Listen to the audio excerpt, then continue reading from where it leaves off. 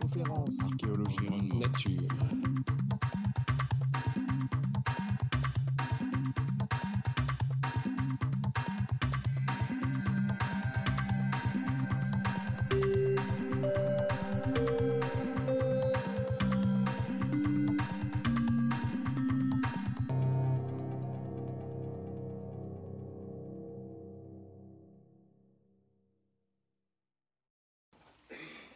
Donc la semaine dernière, on a évoqué la notion de transition démographique pour voir un peu dans quel contexte cette grande évolution historique que nous avons vécue, que nous continuons à vivre du point de vue de l'histoire de la population, s'inscrit, et pour poser les bases d'un schéma qu'on va réutiliser et qui sert un peu encore aujourd'hui de guide pour l'évolution future des populations, puisque c'est ça qui va quand même nous intéresser maintenant le plus. Et aujourd'hui, on va commencer avec la méthodologie des projections démographiques. Voilà un domaine où on se montre hardi. Les démographes n'hésitent pas à projeter à 20, 30, 50 ans, voire 100, voire 200, voire 300. Bon, restons-en pour le moment aux 30 ou 50 ans. Est-ce qu'ils sont fondés, légitimés à le faire ? Comment font-ils ? Est-ce que dans le passé, on s'est déjà beaucoup trompé ? Si oui, est-ce qu'on a des raisons de penser qu'on se trompera moins à l'avenir ? Voilà un petit peu les questions que je voudrais poser et pour lesquelles il nous faut rentrer un petit peu dans la mécanique des projections, donc mettre un petit peu les mains dans le cambouis. Alors, quelques mots de vocabulaire d'abord. En terminologie des démographes, on distingue parfois entre les projections, les perspectives, les prévisions, par exemple. Alors, les projections, ça serait un peu des exercices de style. On dit, voilà ce qui pourrait se produire si telle et telle hypothèse sont réalisées, sans se prononcer sur la probabilité des hypothèses. On verra, par exemple, qu'on fait des projections à fécondité constante, même si on ne pense pas que c'est une hypothèse très probable, par exemple au niveau de la population mondiale. Les perspectives viseraient à décrire des futurs supposés possibles en tenant compte du maximum d'informations disponibles et en utilisant des techniques éventuellement assez approfondies. Quand j'ai appris la démographie, j'avais un cours de perspective démographique qui était un cours très technique et qui effectivement ne posait pas trop des questions d'hypothèse. Il s'agissait d'utiliser au mieux l'information disponible pour faire des perspectives donc, à échéance pas trop longue. C'est à peu près, je pense, l'équivalent de ce qu'utilisent les Nations Unies quand dans leur présentation de projection, ils parlent de population prospects. Je pense que c'est assez comparable. Et puis, alors, il y a les prévisions. Les prévisions, il faut le réserver à des perspectives à court terme pour lesquelles vraiment on a besoin d'une anticipation raisonnable. C'est vraiment souvent utilisé dans le très court terme. On parle beaucoup en économie des prévisions de croissance pour l'année prochaine, pour les 6 prochains mois, pour les 3 prochains mois, puis on se trompe. Donc là, on voit bien que là, on est dans un domaine d'incertitude forte et qu'il faudrait réserver ce terme à des cas où vraiment on est à peu près sûr de son coup. Alors en pratique, je vais utiliser plutôt en permanence le terme projection parce que il est finalement assez difficile de faire la distinction entre ce qui est quelque chose d'un peu hypothétique, un scénario, ou ce qui est une vraie prévision, dans la mesure où on ne peut quand même pas prétendre faire une prévision au sens strict à 50 ans. On est bien obligé de passer par des hypothèses et donc, disons, des scénarios. Donc j'utiliserai tout ça de façon un peu interchangeable sous le vocable projection. Alors, pour proposer une estimation possible de la population d'un pays ou du monde dans X années, il faut un certain nombre de conditions. Et la première, c'est d'avoir une petite idée de la population aujourd'hui. Alors, ça paraît une question bête, mais il faut savoir que c'est quand même quelque chose de pas évident et que dans les années encore 50-60, il y avait beaucoup de pays dans le monde qui n'avaient jamais eu de recensement. Donc, la connaissance qu'on avait de leur population était assez imprécise. En fait, ce qui nous paraît assez simple ne l'est pas tant que ça. Pour faire une opération statistique dans un pays, il faut qu'il y ait une structure étatique qui permette de l'organiser. Donc ça suppose un développement d'un État structuré qui ait les moyens et l'envie de faire ce type d'investigation pour savoir pas seulement les données démographiques, mais connaître aussi les données économiques, etc. Donc ça s'est développé avec la construction des États. Et c'est à ce moment-là qu'on a pu envisager ce qu'on appelle parfois un État de l'État, c'est-à-dire faire le point sur les informations disponibles sur le pays. Donc les recensements sont évidemment un outil important, il faut être capable de les organiser. Il ne suffit pas d'avoir une idée de la population aujourd'hui, il faut aussi avoir une petite idée de sa dynamique pour projeter. Est-ce qu'elle est croissante, est-ce qu'elle est décroissante actuellement? De quoi part-on? Et ça, c'est encore plus difficile. Si vous voulez avoir une idée de la croissance d'une population, bien, en principe, il faut avoir une connaissance des décès et des naissances, année après année, et si possible des migrations. On en reparlera des migrations, c'est particulièrement difficile. Les naissances et les décès, eh bien, ça suppose là aussi un enregistrement, donc un système administratif qui n'existe pas partout dans le monde aujourd'hui encore, loin de là. Et donc parfois il faut passer par des méthodes indirectes ou des enquêtes. Donc c'est pas quelque chose d'évident, et on verra que dans le développement des premières projections démographiques, effectivement, les lacunes dans les données étaient un point très important. Si vous prenez la situation au milieu du XVIIIe siècle, à l'époque, on avait en France une idée relativement précise de la situation. Il y avait déjà eu des recensements, ou ce qu'on appelait des dénombrements, qui n'avaient pas vocation à aller très en détail sur les caractéristiques des individus, mais au moins de les compter. Donc on avait quand même une idée assez réaliste. Il n'en était pas du tout de même pour le reste du monde. Et des idées étaient extrêmement diverses sur l'évolution démographique du monde ou de l'Europe, puisque c'était quand même déjà ça l'horizon le plus raisonnable. Et des gens comme Wallace, Voltaire, Montesquieu écrivaient que le monde était en état de dépopulation. Montesquieu estimait que la population de l'Europe à son époque était probablement de l'ordre du 50e de sa valeur du temps de César. Donc vous voyez une vision totalement déclinante de la population européenne. Bon, ça c'était des spéculations parce qu'on avait évidemment très peu de données. On va essayer de voir maintenant qu'est-ce qu'on a pu construire comme projection de façon un peu plus réaliste. Alors, dans les ouvrages des pionniers de la démographie, principalement l'ouvrage de John Grant en 1662, qui est un petit ouvrage, mais qui a posé les bases d'un certain nombre de méthodes d'estimation, justement de la croissance des populations, poser les bases aussi de la table de mortalité, donc c'est souvent considéré comme une référence très importante. John Grant n'est pas un démographe, c'est un actuaire. Il n'y a rien là sur l'évolution future des populations. En français, l'ouvrage de référence, c'est celui de Moe, en 1778, donc un siècle plus tard, qui fait un point très, très complet sur d'abord les connaissances que l'on a sur la population française, et puis sur un certain nombre d'environnements sociaux, de causes, d'interprétations sur ces tendances et de politiques qu'on pourrait mettre en œuvre. Donc c'est un ouvrage tout à fait intéressant. Là aussi, il n'y a pas du tout de projection proposée. Alors, un autre grand fondateur de la démographie, c'est Sussmilch, le pasteur Sussmilch, qui a publié un important ouvrage en 1741 et 1745, je crois, en 2 fois, qui lui aussi fait un inventaire assez complet de toutes les connaissances démographiques de l'époque, et dans une perspective, alors là, assez différente, parce que Sussmilch, je l'ai dit, est pasteur, et son ouvrage s'appelle « L'ordre divin », et il s'agit de montrer que dans le domaine démographique, comme dans tous les autres, bien entendu, on ne peut que retrouver l'ordre qu'a voulu le Créateur dans son infinie sagesse.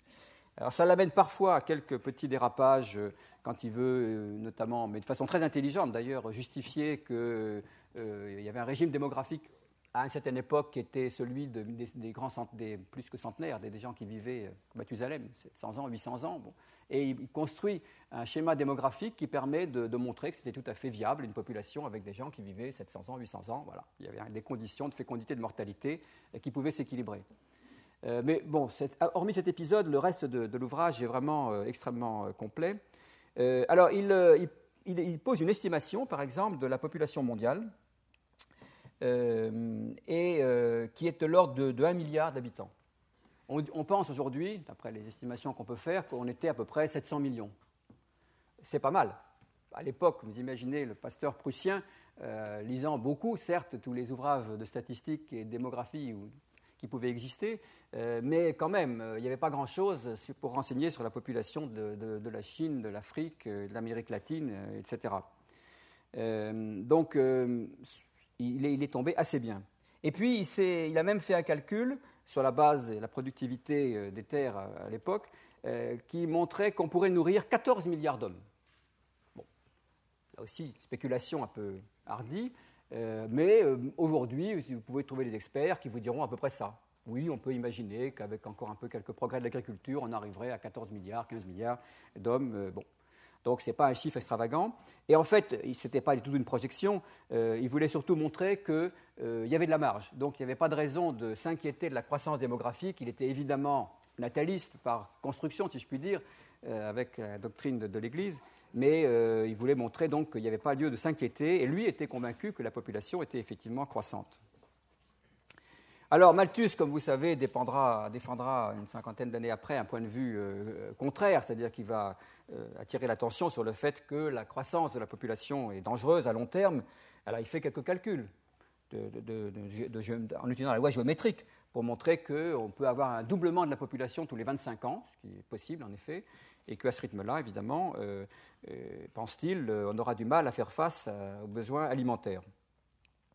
Au passage, d'ailleurs, Sussmilch fait aussi des calculs avec une progression géométrique, mais lui, il fait appel aux grands spécialistes, il fait appel à Euler, et il y a une table produite par Euler pour montrer ce que c'est qu'une croissance géométrique ou exponentielle en marge de l'ouvrage.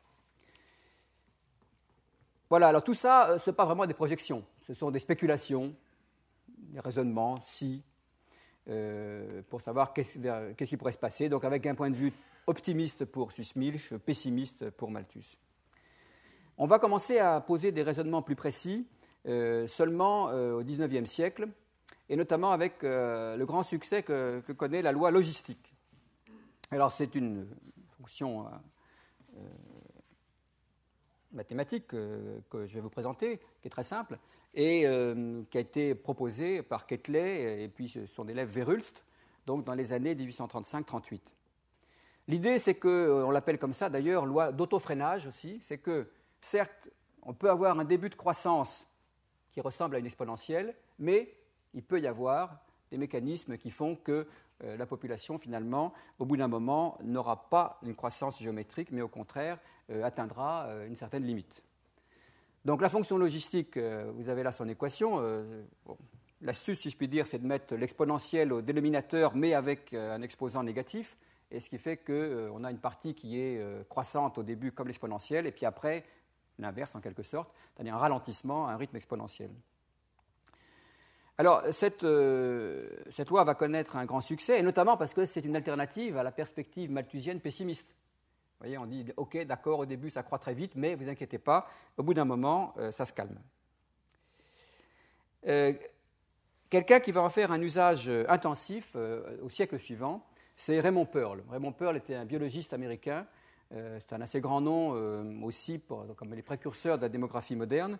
Il a beaucoup publié, donc à la fois dans le domaine biologique, mais aussi médical. Il s'est intéressé à la contraception et puis à la démographie.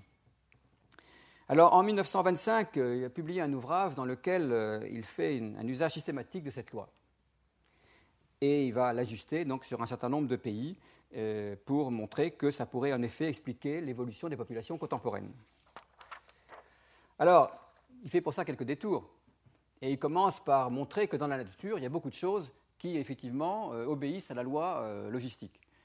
Et vous avez une des courbes que j'extrais de son ouvrage, là, qui est celle de croissance d'une plante, Cucurbita pepo. Ne me demandez pas ce que c'est probablement un cucurbitacé, d'après le nom, mais c'est tout ce que j'en sais.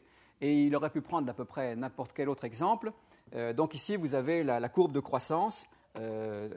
Comme ça va assez vite, c'est en jours pour l'échelle du temps. Et là, c'est là le poids de la plante. Et chaque point, c'est donc une petite mesure qu'on a faite pour suivre la croissance de la plante. Donc, en effet, ça s'ajuste remarquablement bien sur une fonction logistique. Aucun problème. Alors, excusez-moi, j'ai un problème. Voilà, il y a un désordre dans les diapositives. L'étape suivante, c'est de passer à une population de drosophiles. Alors les drosophiles, c'est des mouches qui sont des grandes amies des sciences, servent à énormément d'expériences, en particulier parce qu'elles ont le bon goût de ne pas vivre trop longtemps, donc on peut avoir des générations et des générations de drosophiles très rapidement, et dans les études de génétique, c'est tout à fait intéressant. Donc on les utilise ici depuis longtemps, et en 1925 déjà, ils rapportaient les expériences qui avaient été faites. Alors cette fois-ci, ce n'est pas la croissance de la mouche, mais c'est la croissance de la population des mouches. Et alors c'est dans un local évidemment confiné, et vous voyez les points observés, et on peut plus ou moins ajuster ça sur une courbe logistique là aussi. Bon, le problème, c'est que c'était quand même une enceinte confinée. Quand on va passer aux populations humaines, on est quand même dans un contexte un petit peu différent. Alors voilà les exemples d'ajustements qu'il donne sur des populations humaines cette fois-ci. Ici, c'est la Suède. Alors l'échelle des temps, 1700, et il extrapole jusqu'à même 2100, puisqu'il a la fonction logistique, il peut aller assez loin. Et ça dépend d'ailleurs de ce que lui donne la courbe. Bon, il arrête l'observation réelle vers 1925, par définition. Donc là, les ronds sont les points effectivement observés. Alors, il a une vingtaine de points. Vous pouvez ajuster une fonction logistique dessus, il n'y a aucun problème, il n'y a aucune difficulté à le faire. Si vous faites l'hypothèse que tout ça est sur une logistique, vous trouvez le reste, c'est-à-dire les pointillés, qui représentent l'évolution possible de la courbe. Alors, en fait, vous voyez qu'on extrapole une partie pour laquelle on n'a encore pas vu du tout d'inflexion, quasiment. Donc, c'est une hypothèse assez forte. Un autre détail, c'est qu'il parle de, ici, lower limit of present cycle, et là, upper limit of present cycle. Donc, il y a quand même l'idée que l'histoire ne s'arrête pas forcément là. Peut-être que les populations sont engagées dans des cycles successifs ou des paliers successifs. On restera peut-être un moment là, mais ça n'empêcherait pas qu'après, on redémarre. Pearl laisse la porte ouverte à des possibilités d'évolution. Ce n'est pas la fin de l'histoire, en quelque sorte. Il peut se passer autre chose éventuellement après. Mais en attendant, pour l'histoire actuelle, il pense que c'est ça la courbe de référence. Alors voilà les États-Unis, même chose, on a des données à partir de 1800 à peu près, et puis forcément, et puis on arrête à 1920. Donc on a ce morceau-là de la courbe, et puis tout le reste est extrapolé. Alors, par parenthèse, on arriverait ici à un peu moins de 200 millions d'habitants pour les États-Unis, chiffre qui est aujourd'hui dépassé, mais bon, il y a eu l'immigration, évidemment, il ne peut pas prendre ça en compte dans ce type de modèle. Alors la France est intéressant parce que la France est un vieux pays, plus avancé dans sa transition démographique qu'en 1920, et donc il reprend aussi, là la courbe démarre à 1500 du coup, ici la partie observée c'est 1800 à 1925 comme d'habitude, donc il n'a que ce petit bout-là. Bon, si on décide que ce petit bout-là appartient à une courbe logistique, on en déduit tout le reste. Bon, plafond 42 millions d'habitants pour la France. Mais vous voyez qu'à nouveau, ce n'est qu'un petit bout de la courbe. Alors, il n'a pas d'exemple pour lequel il puisse tracer l'histoire complète de l'évolution. Là, il aurait pu le faire s'il avait été chercher des chiffres, mais je ne pense pas qu'il en aurait trouvé, sur des estimations de la population de la France en 1500, en 1600, etc., mais il n'en avait pas. Alors, il va utiliser une petite astuce pour montrer que sa méthode marche très bien, c'est de mettre ensemble, en arrangeant l'échelle, les observations faites aux États-Unis, en Angleterre et en France. Donc, il a un bout de courbe ici avec un pays, un autre là, et puis là, la France, donc à la fin. Donc les échelles ont été encore une fois normalisées. On termine à 1, donc c'est une échelle normalisée, puisque les populations ne sont pas les mêmes, évidemment, dans les trois pays. Mais moyennant quoi, il dit, vous voyez, tout ça va très bien sur une seule et unique logistique, donc c'est QFD. Bon, en fait, c'est quand même une triche, puisque ce sont trois pays différents. Il a pris trois petits morceaux qu'il a collés bout à bout. Alors, de toute façon, le problème qui se pose, c'est que si on extrapole avec cette hypothèse logistique l'évolution de la population, ou de toute autre façon, un inconvénient, c'est que on ne sait pas grand-chose sur les raisons qui font que la population évolue comme ci ou comme ça. On essaie de voir une tendance, mais derrière ça, il y a de la mortalité, il y a de la natalité, par exemple. On ne sait pas. Par quelle combinaison des deux, la population continue à croître ou cesse de croître. Donc, à moins d'avoir une confiance vraiment totale dans cette loi d'évolution, c'est de ce type-là ou une autre, on n'a pas beaucoup d'arguments pour décider de ce que peut être la croissance ou le taux de croissance de la population dans les années à venir. Donc on va chercher des méthodes un peu plus fines. Néanmoins, il faut savoir que dans certains cas, on peut se limiter à des extrapolations assez simples.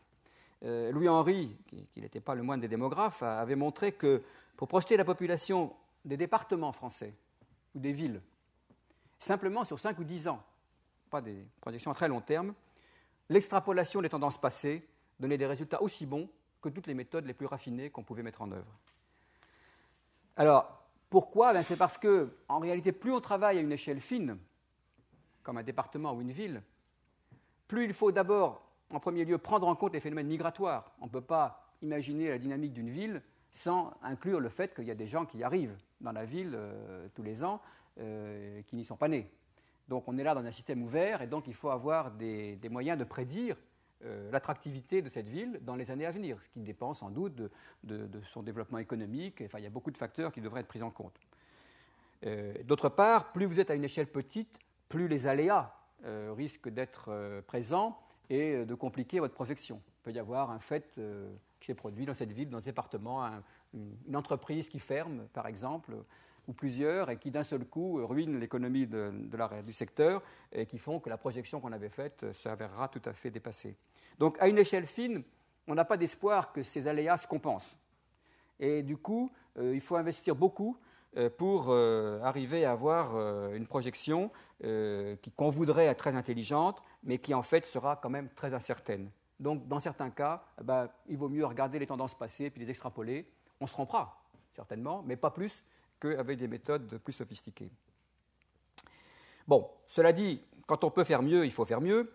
Je l'ai dit, quand on projette simplement la population totale, ça ne nous dit rien sur les mouvements qui provoquent, sur les facteurs qui provoquent ce mouvement, et non plus rien sur l'évolution de la structure par âge. Or, la structure par âge, c'est quand même quelque chose qui intéresse et qui justement va bouger dans toute la phase de transition démographique très fortement et avec des conséquences donc économiques ou sociales assez fortes.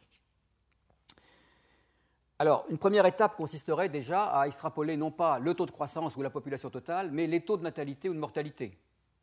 C'est déjà mieux, si on peut faire des hypothèses à ce niveau. Ce n'est pas encore idéal non plus. Rappelez-vous ce que je disais la semaine dernière, très brièvement, à propos des indices. Le taux de natalité, ce n'est pas vraiment un très bon indice de fécondité, c'est-à-dire qu'il est lui-même influencé par la structure par âge, donc il ne reflète pas directement les comportements. Alors, ce qu'on extrapole, en général, c'est des comportements. Et puis ça, on le traduit après en indice démographique, mais à la base, on dit est-ce que les gens ils vont avoir plus d'enfants, moins d'enfants. Le taux de natalité n'est pas le meilleur indicateur à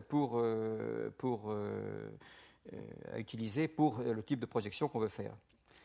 Et puis de toute façon, donc, on ratera toujours le problème de la structure par âge.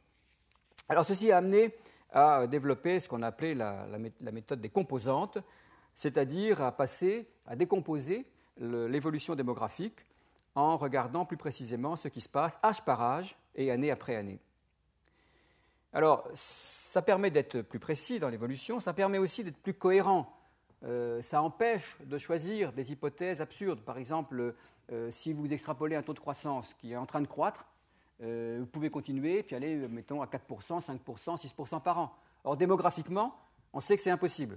Vous ne pouvez pas avoir une croissance, hormis migration bien sûr, mais une croissance naturelle à 4, 5, 6%. Le maximum, c'est à peu près 3%, un peu plus de 3%. Donc si vous n'avez pas de garde-fou, vous pouvez faire des extrapolations qui sont certainement impossibles à réaliser.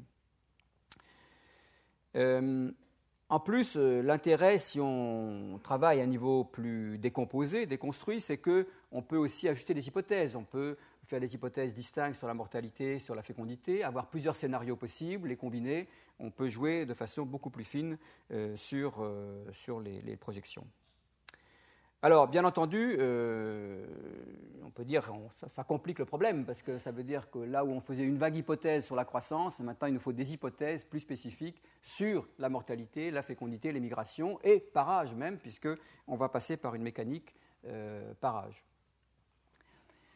De toute façon, j'y reviens, pour commencer une projection, il faut avoir de bonnes données. Et en l'occurrence, le problème se complique, puisqu'il ne suffit pas d'un effectif total de population, il vous faut la population par sexe et par âge. Donc il vous faut effectivement un recensement, en clair, pour pouvoir poser un point de départ sûr. Ensuite, il faut faire évidemment des hypothèses. sur les évolutions, et les niveaux initiaux d'abord, et puis ensuite les évolutions possibles des différents paramètres. Donc là aussi, il faut connaître les niveaux initiaux, et puis il faut faire des hypothèses sur leur évolution. Et puis choisir l'horizon, en sachant qu'évidemment, plus on s'éloigne du point de départ, plus l'incertitude va augmenter, et on va en faire des mesures plus précises tout à l'heure. Bon, si on veut l'écrire les choses, ce n'est pas compliqué. L'équation fondamentale ici, c'est de dire que la population d'âge A à la date T, c'est celle qui avait l'âge A-1 à la date T-1, en vertu du principe immuable qu'on prend 1 an chaque année, que multiplie la probabilité de survie pendant cette année-là. Plus éventuellement le solde migratoire s'il y a des gens qui rentrent et qui sortent dans cette tranche d'âge. Alors, ceci vous donne la population à tous les âges, sauf un tout petit morceau qui manque, mais qui est bien gênant. Ce sont les personnes qui n'étaient pas encore nées à la date T, mais qui seront à la date T-1, pardon, mais qui seront présentes dans la population à la date T, c'est-à-dire les naissances dans la période, la première année de la projection. Ces naissances, ce qu'on va appeler la population d'âge 0, l'âge 0 en démographie, c'est ce qu'on appelle l'âge révolu, compris entre 0 et 1 an, donc on l'appelle l'âge 0, eh bien, il sera obtenu en regardant quelle est la fécondité des femmes en âge d'avoir des enfants. Donc, il faut avoir l'effectif de ces femmes, on multiplie par leur taux de fécondité. Et en plus, après, on multiplie aussi par la probabilité de survie pendant la première année ou la demi-année pour les naissances récentes. Ce n'est pas tout à fait négligeable, ça peut même être important. Alors, on utilise souvent comme représentation ce diagramme qu'on appelle le diagramme de Lexis, qui est un statisticien allemand d'entre-deux-guerres. Donc ici, on met les années qui passent. Là, on met les âges. Une diagonale, donc, représente, si vous voulez, une ligne de vie, puisque, comme je l'ai dit, on vieillit d'1 an chaque année. Et puis, ça permet de cadrer surtout des générations par les lignes correspondant donc, aux dates de naissance. Donc, la population initiale qui est là, donc, on pourrait mettre un effectif, si vous voulez, à chaque âge, marquant le nombre de personnes qui ont 1 an, 2 ans, 3 ans, 5 ans, 20 ans, etc. Si on passe, alors ici j'ai fait l'échelle de 5 en 5 ans, parce que ce n'était pas très visible par année, d'ailleurs souvent les projections sont faites de 5 en 5 ans, on veut savoir donc qu'est-ce qui va se passer 5 ans après. Donc on prend cette population initiale, avec la petite formule qu'on a vue, on la projette ici, assez facilement. Les personnes qui avaient 15 ans, elles auront 20 ans, on fait une estimation sur la probabilité de décéder pendant cette période-là. Donc ça dépend de l'âge et des conditions de mortalité de l'année, on pourra les faire évoluer, ces conditions, et on obtient la population 5 ans plus tard. Et donc le petit maillon manquant, c'est celui-là. Ça va correspondre à des naissances qui vont intervenir entre 0 dans les 5 prochaines années, et ensuite la survie jusqu'au 1er janvier de l'année T+5. Or, dans les conditions historiques, il faut se souvenir que la mortalité infantile est très forte. Elle peut atteindre 200, 300 pour 1000, 20-30%. Sur 5 ans, ça peut faire jusqu'à 50%. Donc, ce n'est pas tout à fait trivial de prendre en compte le facteur mortalité aussi pour cette période-là. Mais alors, surtout, ce qu'on voit sur ce graphique, c'est que plus on avance dans le temps, plus cette partie qui est totalement inconnue au départ, qui n'appartient pas à la population initiale, va prendre de l'importance. Et au bout de 100 ans, la population aura été complètement renouvelée. On peut le voir, je crois, voilà, sur ce schéma-là. C'est la partie en jaune, c'est progressivement la partie qui est totalement nouvelle, c'est-à-dire qu'on ne connaissait pas au début. Or, projeter la mortalité sur 100 ans, évidemment, c'est déjà un peu compliqué. Néanmoins, on voit à peu près dans quel sens évolue la mortalité. En général, c'est plutôt à la baisse. On peut se fixer quelques limites. Je reviendrai, ce n'est pas forcément très facile, mais enfin, on ne fait pas des erreurs quand même gigantesques. Pour cette population, elle va dépendre aussi de la mortalité, bien sûr, mais elle va surtout dépendre de ce qui se passe là, c'est-à-dire des naissances. Or, les personnes qui ont actuellement entre 15 et 50 ans vont faire des enfants dans les années qui viennent, et ensuite, ce sont ces enfants-là qui vont avoir des enfants à leur tour, et ainsi de suite. Et vous allez donc avoir pratiquement 3 générations qui vont succéder sur l'intervalle de 100 ans. Ce qui veut dire que vous faites des hypothèses sur le comportement fécond de vos enfants, de vos petits-enfants et de vos arrière-petits-enfants. Ça devient quand même un peu plus sportif. Et il faut avoir ça en tête, et c'est d'autant plus important que la totalité de la population qui sera présente 100 ans plus tard dépend de ces hypothèses.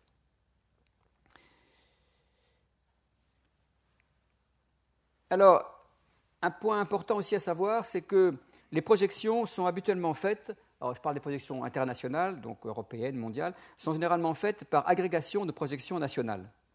Donc c'est assez important, parce que ça veut dire que les hypothèses que l'on fait sont définies au niveau national et non pas au niveau global. Et ça pose aussi la question du choix de l'entité de base de laquelle on part pour projeter. Supposez que dans un pays, il y ait deux entités, je n'ose pas utiliser d'autres expressions, mais je vous donnerai un exemple concret, une petite, mais dans laquelle la fécondité reste supérieure au seuil de remplacement des générations, supérieure à 2,1. Et puis une autre où elle soit à peu près à ce niveau-là, où elle tende rapidement vers ce niveau-là. Si vous projetez le pays entier, eh bien, la petite population qui a une plus forte fécondité ne pèsera pas très lourd, et donc vous aurez une tendance qui ressemblera grosso modo à celle impliquée par la population la plus large, la partie de la population la plus large. Mais si vous les projetez séparément, la population la plus petite, ben vous la laissez augmenter. Elle est par définition au-dessus, elle a une croissance qui est positive, donc elle va augmenter indéfiniment. Et quand vous ferez la somme des deux, vous aurez quelque chose de très différent. L'exemple précis qu'on peut présenter, je crois que je l'ai quelque part. Voilà. La question a été posée dans le cadre d'une projection qu'avaient fait les Nations Unies à très long terme, à 2300. Bon, j'y reviendrai plus tard. Mais il y avait, dans les publications des Nations Unies, vous avez la France métropolitaine, et puis ailleurs, vous avez les Antilles, les différents territoires d'outre-mer. Et donc, il y avait notamment les départements, c'est marqué DPM, excusez-moi, c'est DOM, là, ça devrait être, les départements d'outre-mer et les territoires d'outre-mer. La population actuelle fait à peu près 2 millions d'habitants pour cet ensemble-là, alors que la population, à l'époque de la projection de la France, faisait à peu près 60 millions. La fécondité était de 1,9 enfants par femme en France métropolitaine et de 2,2 dans l'ensemble des DOM-TOM. 2,2, vous voyez, ce n'est pas gigantesque. Bon, la Guyane, elle, avait un taux plus élevé, mais c'était un petit ensemble.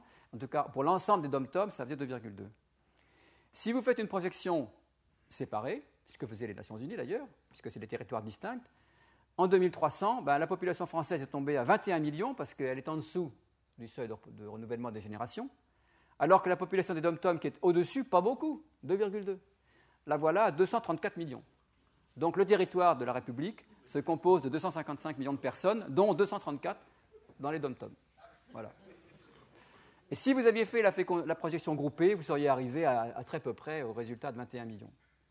Alors, vous allez dire, dans ce cas-là, ce qu'on fait, c'est un peu n'importe quoi. Pourquoi, à quel niveau faut-il se placer ? Il faut se placer à un niveau qui ait un sens comportemental. C'est-à-dire que si les DOM-TOM restent dans la République française pendant 300 ans, il y a fort à parier que leur comportement va se modifier et qu'ils ne resteront pas effectivement à une fécondité très éloignée de la métropole. Est-ce qu'on pourrait pousser le raisonnement encore plus loin et dire, oui, mais attendez, à l'intérieur du pays, de toute façon, il y a toutes sortes de comportements. On peut faire des sous-groupes, d'ailleurs on le fait, on étudie. La fécondité des agriculteurs n'est pas la même que celle des cadres sup ou des ouvriers. Bon. Et alors, si on projetait séparément, alors on aurait une explosion de la catégorie des agriculteurs, par exemple. Bon. Évidemment, elle ne se produira pas. Parce que les enfants d'agriculteurs, s'ils sont trop nombreux, ils feront autre chose, ils sortiront de l'agriculture, et il y aura un mélange des populations qui ajustera le processus. Donc voilà, il faut se dire qu'une bonne raison de travailler à un certain niveau, c'est de se dire qu'à ce niveau-là, dans le long terme, il y aura une certaine harmonisation. Sinon, si vous y croyez vraiment que la population restera à 2,2, voilà ce qui se produira.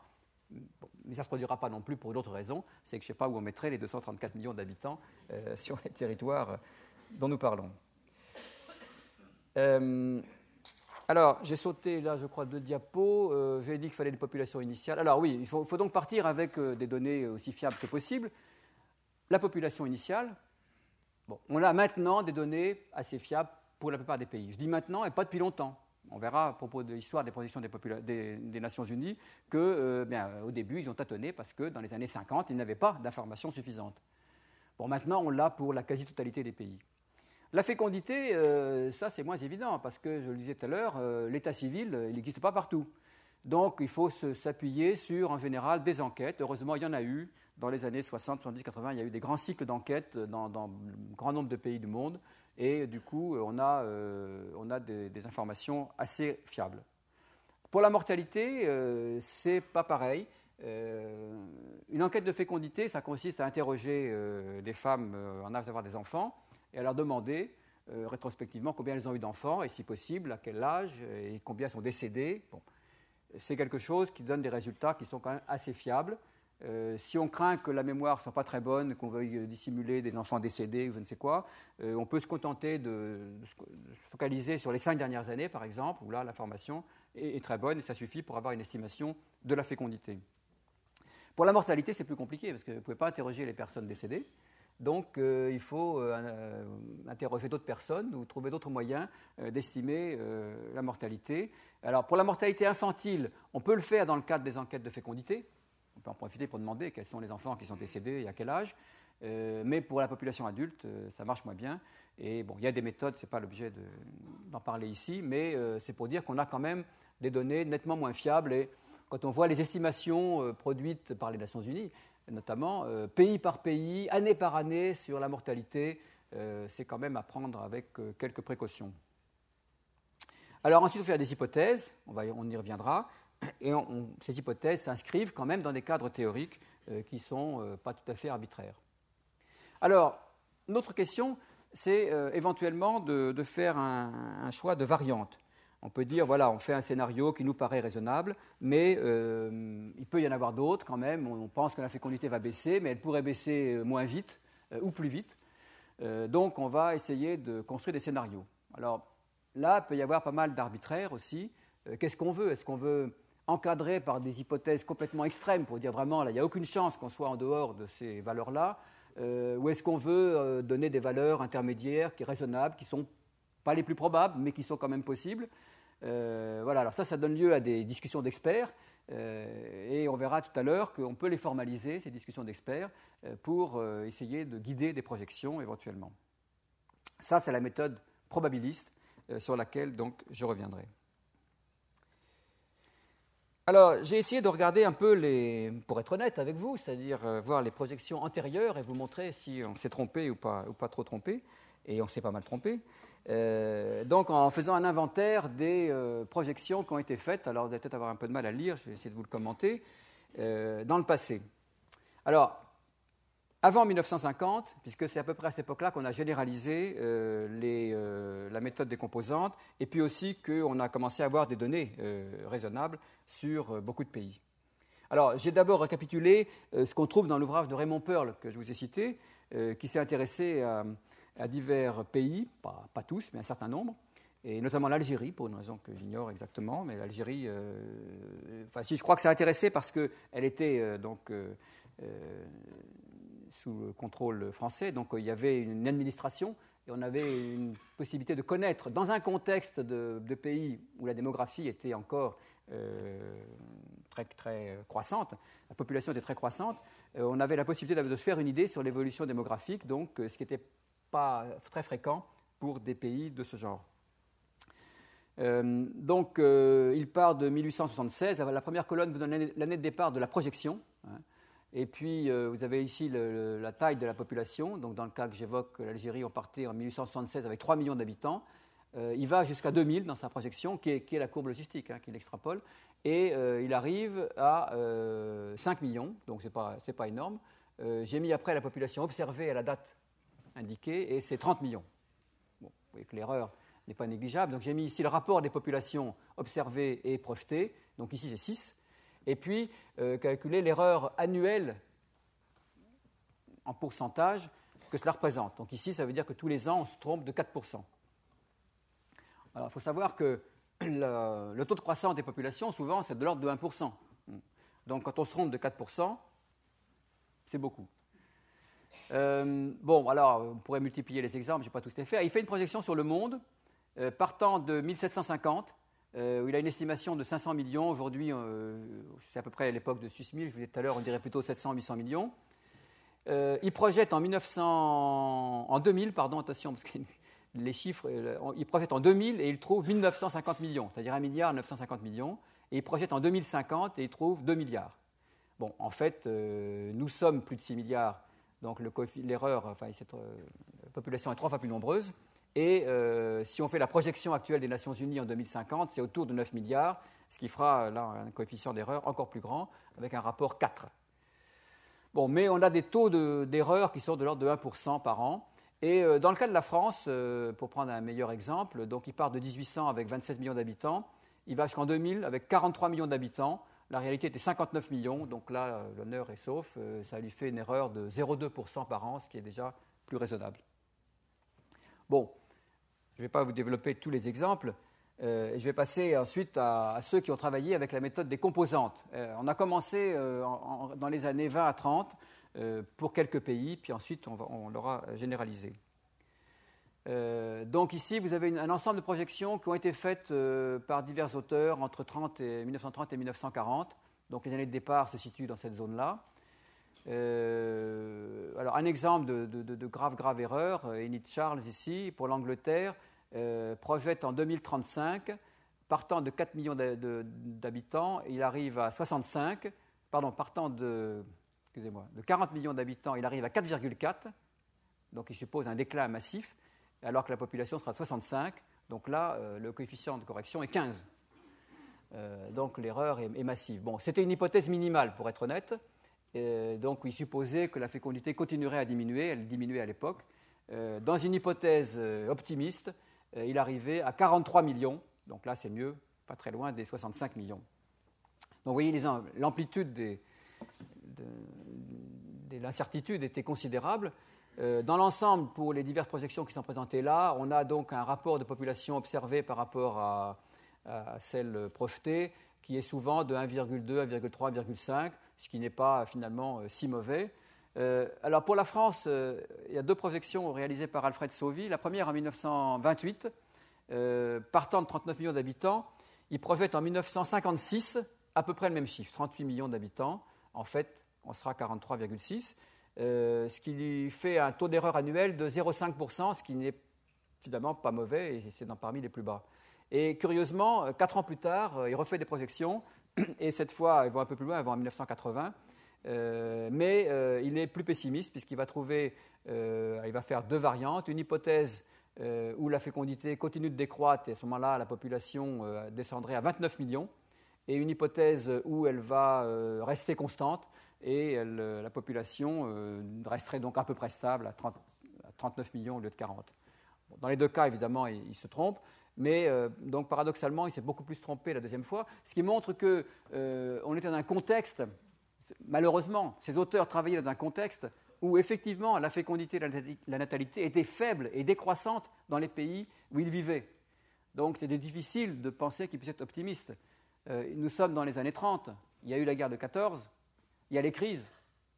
Et malheureusement, on commence à se dire que la dernière guerre n'était peut-être pas la dernière. Donc ce n'est pas un contexte où des projectionnistes peuvent se dire bon, la fécondité est un peu faible en ce moment, mais ça ne durera pas, ça va repartir à la hausse. Donc ils ont eu tendance effectivement à, au minimum, projeter une stabilisation au niveau qui était atteint et, quand ils étaient plus pessimistes, à imaginer une décroissance. Alors, à la fin de cette période, c'est-à-dire pendant les années 40, à l'époque, il y avait la Société des Nations, et je vous avais dit, j'avais évoqué le nom de Nottestein en disant qu'il avait joué un rôle important pour pousser des études démographiques au sein de cette Société des Nations qui a précédé donc l'ONU. Et effectivement, ils ont fait, un groupe de chercheurs qui était ceux de Princeton, un assez gros travail de projection, alors sur des pays pour lesquels ils pensaient pouvoir dire quelque chose, c'est-à-dire l'Europe essentiellement et l'URSS. Et là, il y a un gros travail à la fois de réflexion sur la méthodologie, de réflexion sur la qualité des données et sur la façon de poser des hypothèses. Donc, ils sont partis de 1940 et ils ont projeté jusqu'en 1970, vous voyez, 30 ans. Eh bien, dans l'ensemble, ils ont sous-estimé l'évolution de la population réelle en terminant donc sur 30 ans avec un rapport de 1,1 à 1,4 selon les pays. Pour l'Europe dans son ensemble, partant de 400 millions, ils projetaient une toute petite croissance. La croissance a été plus importante, donc l'erreur est relative est de 25%. Par contre, pour l'URSS, par exemple, eh bien, leur projection a été très bonne et ils sous-estiment même très légèrement la population de l'Union soviétique. Donc, dans l'ensemble, encore des erreurs relativement importantes. Nous sommes en 1944, le baby-boom n'existe pas encore, en tout cas nous sommes en 1944, ils ont publié en 1944, ils ont travaillé en 1942-1943, donc il n'y a pas encore vraiment de baby-boom, donc il n'y avait pas de raison d'être extrêmement optimiste. D'ailleurs, pour vous dire, à la même époque, exactement, Warren Thompson, que j'avais cité aussi la semaine dernière, fait un article où il projette les populations de la Chine et de l'Inde. Alors là, il n'est pas question d'utiliser la méthode des composantes, on ne sait presque rien, il le dit, il insiste beaucoup sur le fait qu'il y a beaucoup d'incertitudes, et il dit un peu, presque au doigt mouillé, bon, on passera peut-être de 400 millions pour la Chine à 600 en 1990, et de un peu moins de 300 millions pour l'Inde à 700 en 1990. Dans les deux cas, les pays ont dépassé le milliard d'habitants, donc l'erreur est effectivement assez importante, mais ça illustre bien le fait qu'on connaissait très peu de choses sur le niveau de départ, on se trompait sur les niveaux de population, mais on en savait encore moins sur les tendances et donc sur les rythmes de croissance possibles. Donc voilà un peu ce qu'on a fait dans les années 50 et 60, 30 et 40, c'était forcément des projections qui n'ont pas eu des résultats très, très probants, et c'est parfois là-dessus qu'on s'appuie pour dire, vous voyez, en démographie, les projections, ce n'est pas terrible, mais j'insiste encore qu'à l'époque, on n'avait pas toujours les bons outils, on n'avait pas les bonnes données, et on était dans un contexte où on ne pouvait pas faire les bonnes hypothèses. Alors, se tromper me paraît être la chose la plus normale qui soit. Alors, après la Seconde Guerre mondiale, le même Notenstein, qui maintenant a fait créer la division de la population aux Nations Unies, va évidemment relancer l'idée des projections démographiques, et ça va être très rapidement, à partir de 1950, le début d'une longue série de projections réalisées par la division de la population des Nations Unies. Alors, je les ai reproduites, il y a deux parties. Donc, 1950, publié en fait à la fin de l'année 51, première tentative, on va jusqu'à 1980. Donc, on reprend l'horizon d'une trentaine d'années qui paraît à l'époque raisonnable, et je pense qu'en effet, c'était assez raisonnable de travailler comme ça. La première étude, c'est un tout petit article de 13 pages. Les pays du monde sont répartis en 3 groupes en fonction de leur tendance démographique, et c'est le taux d'accroissement qui est projeté. Un point intéressant, c'est que les auteurs disent « On s'est efforcé de formuler les hypothèses de façon telle qu'il ne soit guère vraisemblable que l'accroissement doive être supérieur aux résultats obtenus dans l'hypothèse forte ou inférieur à ceux obtenus dans l'hypothèse faible. Quant aux évaluations correspondant aux hypothèses moyennes, on ne les a effectuées que pour des raisons de commodité et l'on n'estime pas qu'ils présentent une valeur de prédiction plus grande que n'importe quelle autre hypothèse intermédiaire. » Donc c'est l'idée, je vous donne un intervalle, ne me faites pas dire que la valeur centrale est la meilleure, je vous la donne pour des raisons de commodité, je vous dis la population évoluera entre ces deux hypothèses, maximum et minimum. Les projections que fait aujourd'hui le GIEC dans le domaine du climat sont basées sur le même principe. Ils disent bien, nous vous donnons une fourchette, nous vous donnons un intervalle de confiance pour l'évolution des températures mondiales. La moyenne centrale, vous pouvez la faire, mais ce n'est pas l'indicateur de l'évolution la plus probable. Nous vous disons l'évolution la plus probable, elle est quelque part entre le maximum et le minimum. Donc c'est assez amusant qu'ils aient eu cette idée au début, idée qu'ils vont abandonner rapidement, puisqu'après ils vont en fait publier des valeurs centrales régulièrement. Alors petit à petit, ils vont affiner les choses, et c'est en 1963 seulement qu'ils vont commencer à faire vraiment des projections par pays. Et encore en s'appuyant sur celles qui existent là où il y en a, et puis en construisant eux-mêmes là où il n'y en avait pas. C'est là qu'ils introduisent aussi des variantes un peu constituées en termes de fécondité et de mortalité. Je reviens au passage sur un point important. Quand on dit qu'on fait une hypothèse de fécondité constante, ça veut dire qu'on fait une fécondité constante dans chaque pays. Ça ne veut pas dire que la fécondité mondiale sera constante. Donc, dans l'hypothèse de fécondité constante, vous pouvez avoir, par exemple, un indice de fécondité qui passe de 2,8 à 3,9 pour la moyenne mondiale, parce que les pays qui ont une fécondité plus forte au début et qui ont un poids important vont influencer la moyenne progressivement, et ils auront un poids plus grand au fur et à mesure qu'on avance dans le temps, même si leur fécondité a baissé un peu. Leur poids fera que, au total, la moyenne va s'élever. Donc quand on dit fécondité constante, n'attendez pas à voir dans un tableau que la fécondité mondiale sera constante, c'est la fécondité de chaque pays qui est constante. Alors ils vont aussi repousser progressivement l'horizon. Donc là, vous voyez, j'ai donné les résultats en 1980, donc puis 2000, quand ils ont commencé à aller jusqu'à 2000, c'est à partir de 1957. Puis ils ont poussé à 2025 parfois, ou 2050, on va le voir, et tenté parfois des projections à plus long terme. La première fois qu'ils l'ont fait, à l'occasion d'une conférence mondiale en 1973, ils ont proposé une estimation à 2125, jusqu'à 2125. Et par la suite, donc là vous avez la suite du tableau, maintenant les Nations Unies font des projections tous les 2 ans, et donc pour m'embêter, ils ont publié une projection il y a exactement 8 jours, qui n'est pas encore sur ce tableau, donc il y a 2008 ici qui manque, mais pour vous rassurer, l'estimation pour 2050 est maintenant de 9 milliards 150 millions contre 9 milliards 191 millions dans la projection précédente, donc ça n'invalide pas les commentaires qu'on peut faire. Voilà, alors on verra plus loin comment la réalité peut être confrontée aux projections. Là, je voulais juste vous montrer, donc progressivement, on a étendu l'horizon. On reste sur un horizon standard de 2050 actuellement, avec de temps en temps des échappées, et la plus notoire étant celle qui a été faite il y a quelques années, jusqu'en 2300. Alors, aujourd'hui, en dehors des Nations Unies, il y a d'autres organismes qui font des projections de façon régulière ou pas toujours régulière, notamment la World Bank et le Bureau du Census aux États-Unis. Ça n'ajoute pas grand-chose aux données des Nations Unies. Je ne sais pas très bien pourquoi ils continuent à le faire. Et puis, alors, on verra que l'IASA a fait des projections dans des perspectives un peu différentes, et notamment avec des hypothèses aléatoires. Et puis, des indépendants peuvent en faire. Par exemple, Frejka avait fait des projections en 1973 qui étaient assez intéressantes. C'était la première fois qu'on essayait de montrer quels pouvaient être des scénarios de ralentissement progressif de la population mondiale. Et puis, donc, chacun peut en faire, et on verra la semaine prochaine que c'est facile de bricoler quelques projections. Voilà, alors il y a un point important qui est aussi la question des migrations.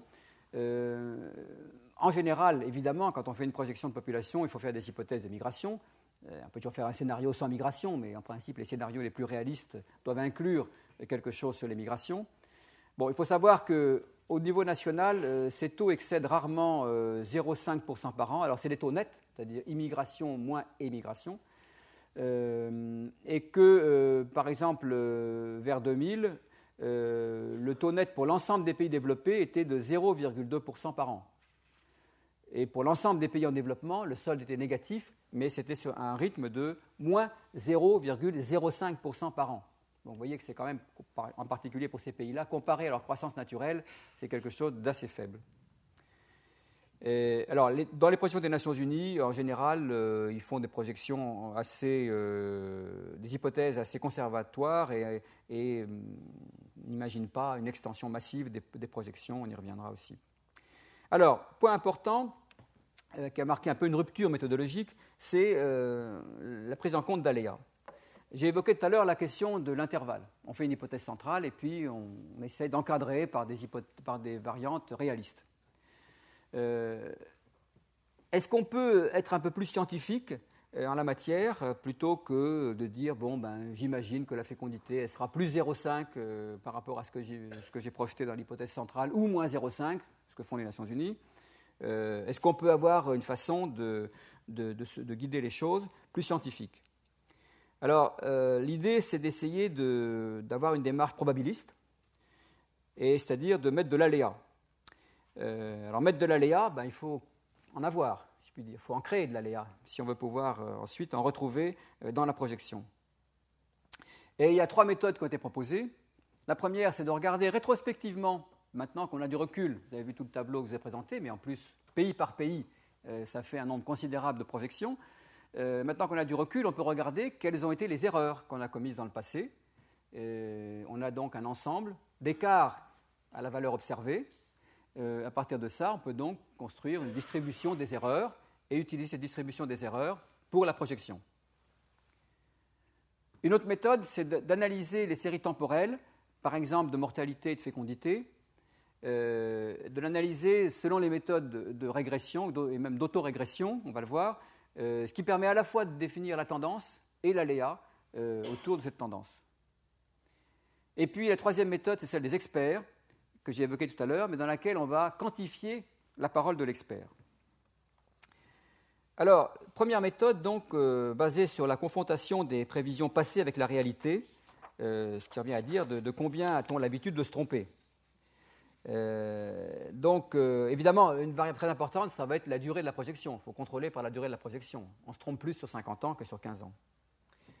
Nathan Kefitz, qui est un des grands noms de la démographie mathématique en particulier, a effectué, il y a une vingtaine d'années, une grande revue de toutes les projections qui avaient été faites depuis 50 ans, et il en a déduit, au plan national, il en a déduit que le taux de croissance, pour le taux de croissance annuel, on se trompait de 0,4 points de pourcentage pour la déviation standard. C'est-à-dire, j'ai repris ici, pour vous rappeler, rafraîchir les idées, la distribution normale. Dans la distribution normale, on sait qu'à peu près les 2/3 des valeurs sont comprises entre la valeur centrale moins un écart type et la valeur centrale plus un écart type. Donc voilà, c'est cette partie-là. Si vous mettez des verticales, vous avez les 2/3 des valeurs de la loi normale. Et donc, il mettait un coefficient, il avait estimé qu'il fallait 0,4% de croissance comme estimateur de l'écart type, ce qui veut dire que si vous projetez un taux de croissance à 2%, vous avez 2 chances sur 3 que la vraie valeur soit entre 1,6 et 2,4. 2 moins 0,4, 2 plus 0,4. Bon, c'est à la fois beaucoup ou pas beaucoup, comme on voudra. Alors c'est une estimation très globale qui mélange les expériences de nombreux pays et qui peut être affinée évidemment en regardant un peu plus les contextes différents. Et puis ça dépend aussi évidemment du temps, mais là un constat bizarre de Kefitz, c'est qu'il n'y a pas d'amélioration avec le temps. Au moins dans les données qu'il utilisait, on se trompait autant à 40 ans qu'à 20 ans, donc il n'y a pas d'amélioration. Pardon, excusez-moi. Il n'y a pas d'amélioration avec le temps, c'est-à-dire dans les projections successives qui sont faites. Celles qui ont été faites dans les années 50 n'étaient pas plus mauvaises que celles qui ont été faites dans les années 70. C'était ça, excusez-moi. Alors, il y a d'autres auteurs qui ont fait des revues, mais je ne vais pas avoir le temps de le détailler. La question qui se pose avec cette méthode-là, finalement, c'est de savoir si les erreurs du passé, si on les a bien appréhendées, renseignent bien sur les erreurs du futur. Est-ce qu'on peut projeter le coefficient qu'a trouvé Kefitz, ou est-ce qu'on peut se dire, attendez, nous faisons mieux maintenant, le coefficient va être plus petit, ou bien au contraire, nous entrons dans un domaine d'incertitude avec le changement climatique, que sais-je, et donc il faut utiliser d'autres coefficients. Donc cette question reste évidemment ouverte. Alors la méthode d'analyse des données temporelles, je ne comprends pas, il me manque une projection, une diapo là. Non, peut-être pas. A été notamment utilisé par des auteurs américains, Ron Lee, que vous pourrez écouter ici, ça sera lors du colloque, notamment, qui a analysé, alors, dans le domaine de la mortalité, l'évolution des variations de la mortalité au fil du temps, en posant un modèle avec une équation de régression, et même c'est un modèle autorégressif, ça veut dire qu'on estime la valeur à l'instant t plus 1 en fonction de la valeur à l'instant t. Et alors, ce qui est important à savoir, c'est qu'il le fait âge par âge. Et ça, c'est important parce que dans les projections de mortalité, on est toujours ennuyé quand on veut projeter la mortalité de la France dans les années à venir. On ne sait pas, il faut le faire normalement âge par âge. Et donc, il faut faire des hypothèses sur l'évolution de la mortalité à chacun des âges. Et en même temps, il faut être relativement cohérent sur l'ensemble. Et il peut y avoir des relations entre les évolutions aux divers âges. Donc, le fait que la projection que fait Ron Lee soit année par année et année d'âge par année d'âge oblige à une cohérence dans son modèle. Donc ça, c'est un avantage assez fort. Et alors, deuxième avantage, c'est qu'on estime donc à la fois la tendance et l'erreur. Donc il a une équation de régression qui porte sur les logarithmes, peu importe, des taux de mortalité, et il fait l'hypothèse qu'on peut séparer les effets du temps qui passe, la mortalité change, les conditions de mortalité changent, et les effets d'âge, avec un coefficient qui les lie, et qui est un coefficient K qui intègre les valeurs du temps. C'est-à-dire que c'est ce coefficient-là qui va représenter l'effet du temps. Et sur ce graphique, vous avez l'évolution de ce coefficient depuis 1900 jusqu'à 2000 ou 1980, données observées.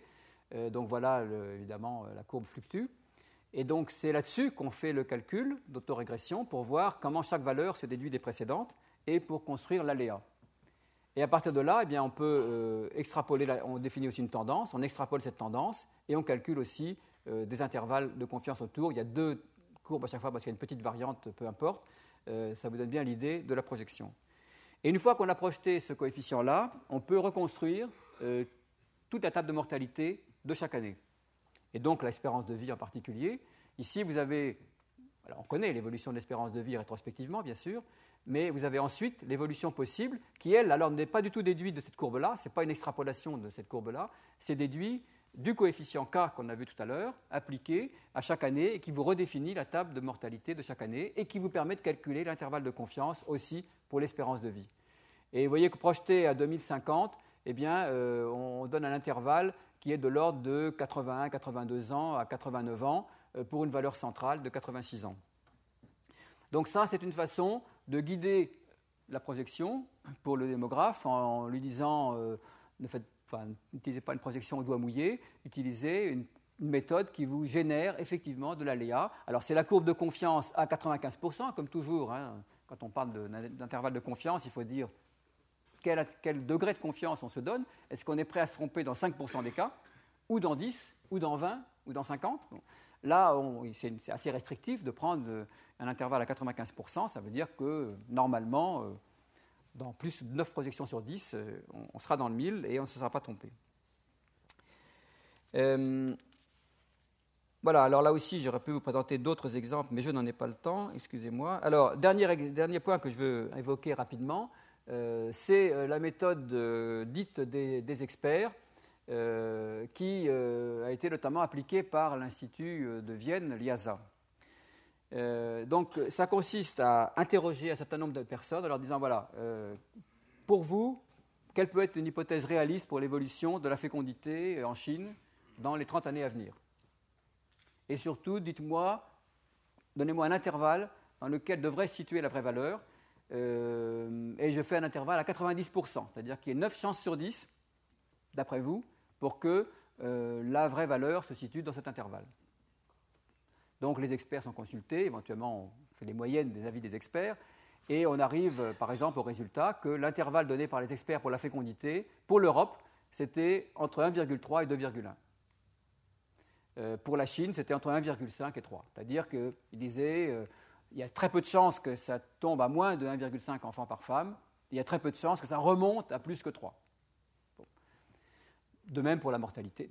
Quand vous avez donc défini ces intervalles, eh bien, après, vous pouvez réaliser un ensemble de projections par des simulations dans lesquelles vous choisissez au hasard des valeurs de la fécondité et des valeurs de la mortalité dans l'intervalle de confiance qui vous a été défini.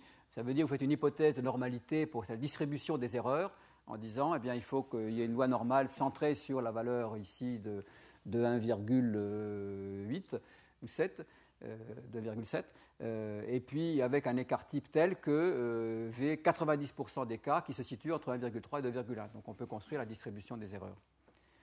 Donc vous faites un grand nombre de simulations, c'est-à-dire des projections à chaque fois, hein, mais avec une valeur tirée au sort pour la fécondité, une valeur tirée au sort pour la mortalité, et puis quand vous avez fait comme ça 5000 ou 1000 essais, vous avez reconstitué toute la variabilité de la mortalité et de la fécondité, et vous retrouvez la variabilité pour ce qui vous intéresse, donc par exemple l'effectif de la population, et ça vous donne, pour l'Europe de l'Ouest ici, un intervalle en 2050 de 370 millions d'habitants à 580 millions. C'est-à-dire un intervalle quand même assez large. Pour la Chine, vous êtes entre 1,3 milliard et 2,6 milliards. Ça fait des intervalles effectivement assez larges, et a fortiori en 2100. Alors, ça c'est fait région par région. Quand vous voulez agréger, c'est un peu plus compliqué parce que vous avez fait de l'erreur à chaque niveau. Chaque pays. Alors, est-ce que vous allez agréger en disant que vos projections sont indépendantes ? Si vous êtes pessimiste sur l'Afrique, vous l'êtes aussi sur la Chine ou pas ? Donc, dans l'hypothèse où on rassemble les données en admettant qu'il n'y a pas de corrélation, c'est-à-dire que les évolutions sont complètement indépendantes, ce qui va se passer en Chine n'a rien à voir avec ce qui se passera en Afrique. On peut se tromper dans un sens pour l'un et dans un autre sens pour l'autre. Dans ces cas-là, la projection mondiale vous donne entre 8,1 milliards et 12 milliards. Donc là, la fourchette est plus resserrée, et vous remarquerez qu'elle inclut bien d'ailleurs la valeur actuelle proposée par les Nations Unies.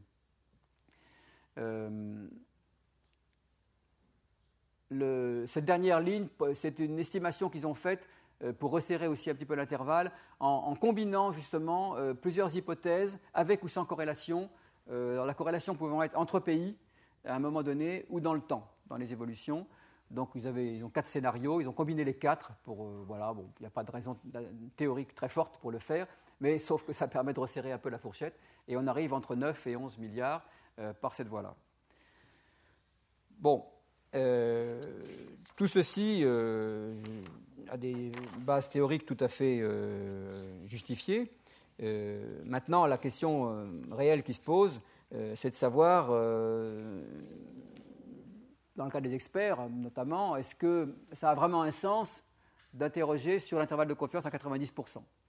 Si je vous interroge, quelle peut être la population, la fécondité de la France dans 50 ans, vous avez peut-être une idée, en effet, de dire je ne crois pas que ça descendra plus bas que 20. Mais est-ce que c'est une idée à 90% ou à 95% ou à 80%? Vous, que ça, c'est quand même très, très, très, très subjectif. Et d'ailleurs, vous n'avez pas le choix. On vous dit, je vous propose à l'intervalle que vous me donniez une réponse à 90%. Voilà. Si on avait dit, si la question avait été donnez-moi une réponse à 95%, j'aurais peut-être fait la même. Donc, la façon dont on introduit l'aléa est quand même assez arbitraire.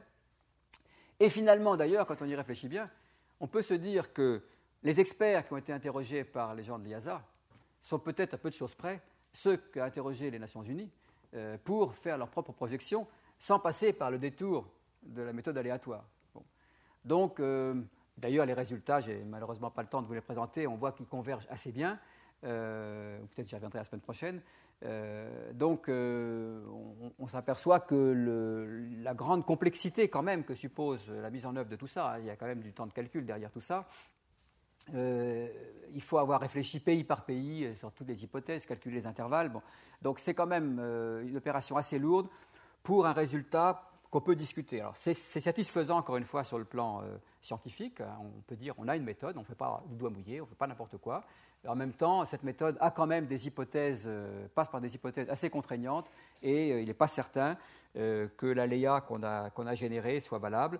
Dans le cas où on s'appuie sur le passé, je l'ai dit, on ne sait pas si le passé nous renseigne bien sur l'avenir du point de vue de la certitude.